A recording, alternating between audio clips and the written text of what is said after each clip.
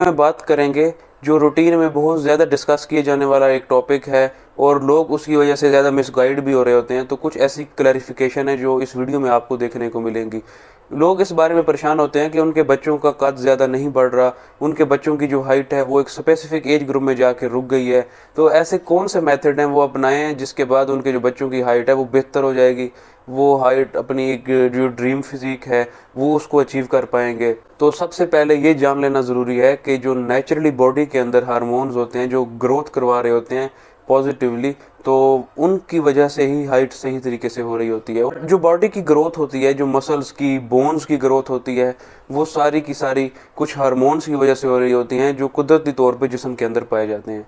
तो मार्केट के अंदर कोई मेडिसिन या कोई ऐसी सप्लीमेंटेशन जो उन ग्रोथ हार्मोन्स की तरह का ही काम कर रही हूँ, तो ऐसी बात हरगिज़ नहीं है।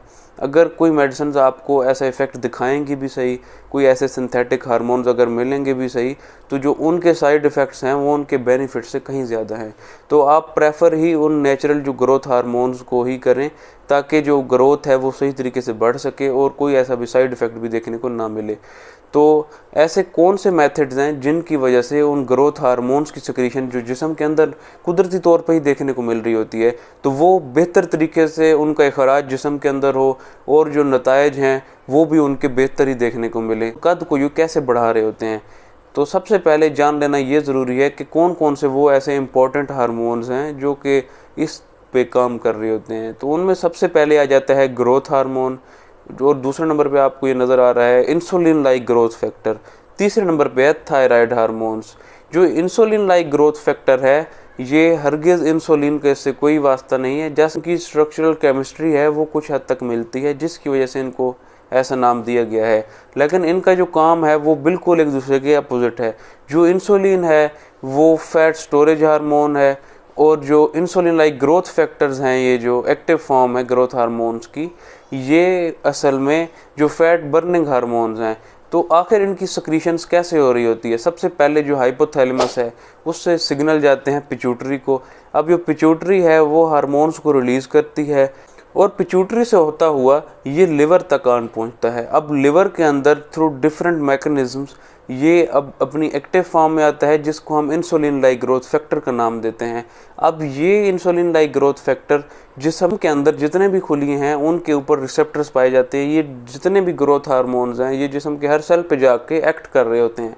इसी तरह ये इंसुलिन लाइक ग्रोथ फैक्टर भी उन पे जाके एक्ट करता है और वहाँ पे ये पॉजिटिव अपना इम्पैक्ट क्रिएट करके जो ग्रोथ है उसको प्रमोट करता है और जो बच्चों की ग्रोथ है वो ज़्यादा देखने को मिलती है। अब ये जो हार्मोन्स हैं ये 13 साल तक सिक्रीट हो रहे होते हैं। उसके बाद इनके अंदर साथ जो टेस्टोस्टेरोन मेल के अंदर और फीमेल के अंदर जो एस्ट्रोजन हार्मोन है उनकी सिक्रीशन इसके साथ ऐड अप हो जाती है, जिसकी वजह से जो ग्रोथ है वो ज़्यादा देखने को मिल रही होती है। अगर बात करें कि जब ये सिर्फ ग्रोथ हार्मोन्स और ये insulin like growth factor secrete हो रहे होते हैं 13 साल तक, तो तब 2 इंच तक हाइट इंक्रीज़ हो रही होती है। लेकिन इसके बाद 20 साल तक, 18 से 20 साल तक, जब मेल के अंदर टेस्टोस्टेरोन ऐड हुआ था और जो फीमेल के अंदर एस्ट्रोजन की सिक्रीशन ऐड हुई थी, तो अब 4 इंच तक हाइट इंक्रीज़ होना शुरू हो जाती है। वाइल ये चाहिए है कि कुछ ऐसा लाइफस्टाइल अपनाया जाए ताकि ये बेहतर तरीके से ग्रोथ है वो ज़्यादा कर पाएँ और आपको बॉडी के अंदर जो पॉजिटिवली चेंजेस हैं जो देखने चाह रहे थे वो भी आपको देखने को मिलें। तो कुछ ऐसे आपने पैटर्न्स अपनाने हैं ताकि जो मैक्सिमम ग्रोथ है वो अचीव हो सके। अगर बात की जाए कि जो 20 साल के बाद की एज है, अब उनमें भी तो रिक्वायरमेंट होती है इन हार्मोन्स की, तो उसके लिए जो लाइफस्टाइल चेंजेस हैं वो बहुत मैटर कर रहे होते हैं। जब तक आपका लाइफस्टाइल बेहतर नहीं होगा तो ये बेनिफिट्स आप किसी तरीके से नहीं उठा सकेंगे और आपकी जो मसल मैस है वो वीक होने लग जाएगा, जो बोन्स हैं वो वीक होने लग जाएंगी। बहुत कॉमनली ओल्ड एज में ये इश्यूज़ देखने को मिलते हैं कि मसल मैस है वो कम होने लग गया है, जो ये ट्रॉफिक चेंजेस हैं मसल के अंदर वो देखने को मिलती हैं, जो बोन्स हैं वो वीक होने लग जाती हैं। विदाउट ट्रॉमा भी फ्रैक्चर अक्सर जो ओल्ड एज है उसमें देखने को मिल रहा होता है। तो जो अगर आप ये पैटर्न अपनाएंगे, लाइफस्टाइल को बेहतर कर रहे होंगे, तो ये हार्मोन्स आपकी बॉडी के अंदर इनकी सिक्रीशन कम तो हो चुकी होने के साथ साथ अगर इन पैटर्न को देखा जाए तो आप बेनिफिट फिर भी उठा सकते हैं। वीडियो में जान पाए हैं कि जो इंसुलिन लाइक ग्रोथ फैक्टर है वो लिवर के अंदर जाके एक्टिव हो रहा होता है, तो सबसे पहले लिवर की हेल्थ बेहतर होना ज़रूरी है।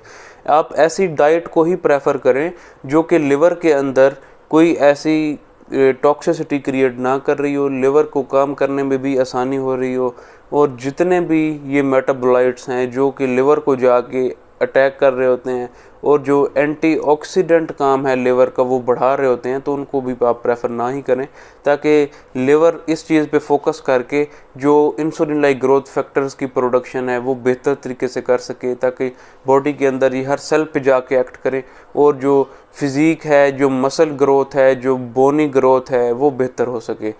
मार्केट्स के अंदर सिंथेटिक हार्मोन्स भी अवेलेबल हैं, तो यहाँ पे उनकी बात करना भी बेहद ज़रूरी है। तो साइड इफ़ेक्ट्स हैं वो उनके बेनिफिट से कहीं ज़्यादा हैं, तो उसकी वजह से कई चीज़ें आपको ऐसी देखने को मिलती हैं जिन पे कंप्रोमाइज़ नहीं किया जा सकता। तो सबसे पहले उनका जो साइड इफ़ेक्ट है वो जॉइंट को इन्वॉल्व कर रहे होते हैं। जॉइंट के अंदर पेन ज़्यादा देखने को मिलती है, जॉइंट इन्फ्लेम्ड हो जाते हैं, जोड़ों के अंदर सोजिश और ज़्यादा होने लग जाती है इन हार्मोन्स की वजह से जो सिंथेटिकली मार्केट में अवेलेबल होते हैं। इसके अलावा जो मूड अग्रेसिवनेस है वो ज़्यादा हो जाती है, जो बिहेवियरल अडाप्टेशंस हैं वो ऐसी देखने को मिलती हैं जो कि लाइफस्टाइल को और ज़्यादा डिस्टर्ब कर देती हैं। और एंड पे जो इसका साइड इफ़ेक्ट जो मोस्ट कॉमनली देखने को आता है वो टेस्टिकुलर एट्रोफी है। इसकी वजह से जो एट्रोफिक चेंजेस हैं टेस्टिस में वो भी देखने को मिल रही होती है। नेचुरली प्रोडक्शंस हो रही होती है हार्मोन्स की, आप उनको ही अपनी तरफ से बेहतर करने की कोशिश करें। और जितने भी बाकी जेनेटिकली जो जेनेटिक मेकअप में डिफाइंड की गई होती है हाइट, उसका भी कुछ हद तक रोल होता है, लेकिन अगर हार्मोन्स की प्रोडक्शन जिस्म के अंदर ज़्यादा होती हो रहेगी तो इसकी वजह से भी कुछ ना कुछ पॉजिटिव चेंजेस ज़रूर देखने को मिल रहे होंगे।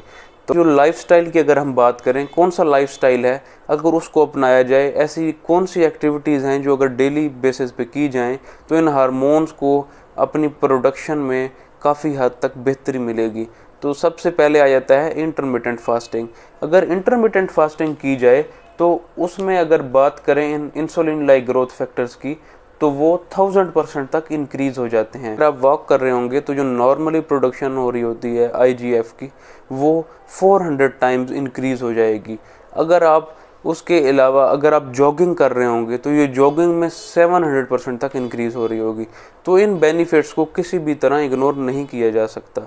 ये ऐसे पैटर्न हैं जो कि आपकी ग्रोथ को और ज़्यादा इन्हेंस कर रहे होंगे।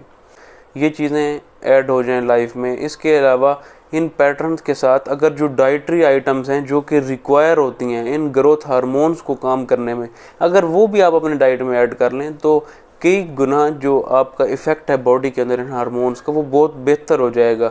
तो आप उन डाइट्स को भी प्रेफर करें। अगर उन डाइट्स की बात की जाए तो उसमें सबसे पहले आ जाती है vitamin B, niacin, vitamin D3, क्योंकि ओल्ड एज में बोन्स की ब्रेकडाउन भी शुरू हो चुकी होती है, बोन्स वीक हो रही होती हैं। विटामिन D भी साथ ऐड कर दिया जाए और ये ग्रोथ हार्मोन्स जब दोनों साइड बाय साइड काम कर रहे होंगे तो जो बोन्स की ग्रोथ है वो भी बेहतर हो जाएगी। इसके अलावा अगर जितने भी जो मीट है जिनमें प्रोटीन्स साथ इसके ऐड हो जाएंगी, और जो आर्जिनिन है, आर्जिनिन आप फूड में ऐड कर लेंगे तो जो आपकी और बेहतरी होगी इस हार्मोन्स की सिक्रीशन में, आप उनको किसी सूरत भी इग्नोर नहीं कर सकते।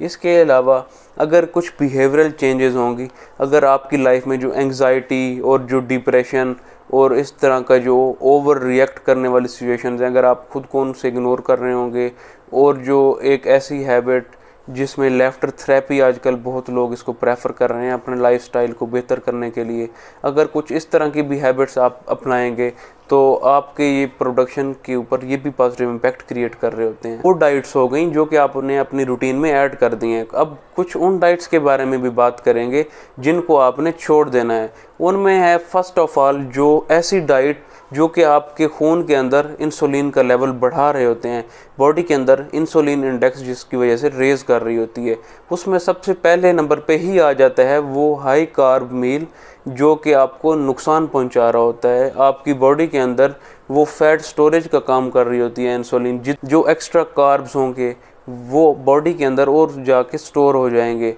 तो इसलिए आपने ऐसी डाइट्स को अपनी लाइफ से कट ऑफ करना है जो कि इंसुलिन का सर्ज ब्लड के अंदर ज़्यादा कर रही होती है। ऐसी फ्रेंडली डाइट यूज़ करनी है कि जो लिवर को भी किसी सूरत नुकसान ना पहुंचा रही हो। तो जितनी भी ये डिसीज़ेज़ हैं, लिवर के अंदर इन्फ्लेमेशन हो रही होती है, जिसमें फैटी लिवर हो रहा होता है, नॉन अल्कोहलिक फैटी लिवर हो रहा होता है या अल्कोहलिक फैटी लिवर, ऐसी इन्वायरमेंट क्रिएट करनी है ताकि लिवर को जितनी फूड्स टॉक्सिक इन्वायरमेंट दे रही होती हैं आपने उनको भी कट ऑफ करना है ताकि लिवर आपका हेल्दी तरीके से काम कर रहा हो, और जितने भी ये मेटाबॉलिज्म ग्रोथ हार्मोन्स के लिवर के अंदर हो रहे हैं वो टाइमली हों। और जो हेल्दी लाइफस्टाइल चेंजेस थी उनके अंदर स्लीप का भी अहम रोल है। अगर आप नाइट को टाइमली सो जाएंगे, 9-10 बजे आप सो जाएंगे और सुबह 4 बजे तक जब आप अपनी नींद का ये पैटर्न है ये कंप्लीट करेंगे, तो इस टाइम पे भी जो ग्रोथ हार्मोन की सिक्रीशन है वो मैक्सिमम हो रही होती है। वो मैक्सिमम सिक्रीशन आपको ज़रूर बेनिफिट देगी। इसके बाद जो डे टाइम है उसमें कॉर्टिसोल का लेवल रेज कर देता है। अब जितने भी ये स्टेरॉयड्स हैं ये इसके अगेंस्ट ही काम कर रहे होते हैं, ये ग्रोथ को प्रमोट नहीं कर रहे होते। तो इन चीज़ों से बचने के लिए आपने अपना जो स्लीपिंग पैटर्न है वो भी आपने प्रॉपरली डिफ़ाइन कर देना है। 7 से 8 घंटे की जो नींद नाइट टाइम की नींद है वो आपने कंप्लीट करनी है ताकि जितना भी ये ग्रोथ हार्मोन का जो जिस्म के अंदर इखराज उस टाइम बढ़ा हुआ होता है तो आप उससे मैक्सिमम फ़ायदे उठा सकते। तो अगर सम अप किया जाए कि ऐसे कौन कौन सी चीज़ें हैं जो कि ग्रोथ को बढ़ा रही थी, तो सबसे पहले वो यंग एज ग्रुप थी जिसके अंदर हार्मोन्स की सिक्रीशन ज़्यादा थी। अब उनके साथ अगर वो डाइट्स भी प्रेफर की जाएं जो कि बेहतर तरीके से उन हार्मोन्स को प्रमोट कर रही होती हैं तो वो आपकी हाइट बेहतर हो जाएगी। अगर उस एज से बाद एज की बात की जाए जिसमें इन हार्मोन्स की वजह से जो ग्रोथ थी वो तो बढ़ना रुक गई थी, लेकिन जो मसल मैस था और जो बोन्स की प्रॉपर उनकी जो मेटाबॉलिज्म था, बोन्स का जो प्रॉपर डेंसिटी थी वो मेंटेन की हुई थी, तो आपने अब वो बेहतर करने के बारे में सोचना था। तो अगर बोन्स मसल बॉडी की हेल्थ की बात की जाए तो उनके अंदर हार्मोन्स का जो सिक्रीशन है वो अगर प्रॉपरली रहे तो उस आपने इंटरमिटेंट फास्टिंग, वॉकिंग, जॉगिंग को इन चीज़ों को मद्देनज़र रखना है। इसके अलावा जो हेल्दी विटामिन डाइट थी, niacin, arginine, high protein intake, balanced protein intake, keto diet, इन चीज़ों को आपने अपनी डाइट में ऐड कर लेना है। और जो लो कार्ब डाइट है उसको आपने ज़रूर अपने माइंड में रखना है। तो इन चीज़ों को अगर आप अपने माइंड में रखेंगे तो जितने टॉक्सिक इफ़ेक्ट थे बाहर से जो सप्लीमेंटेशन इनटेक के, वो आप उनसे भी बच जाएंगे और आप एक हेल्दी लाइफस्टाइल को भी इंजॉय कर पाएंगे।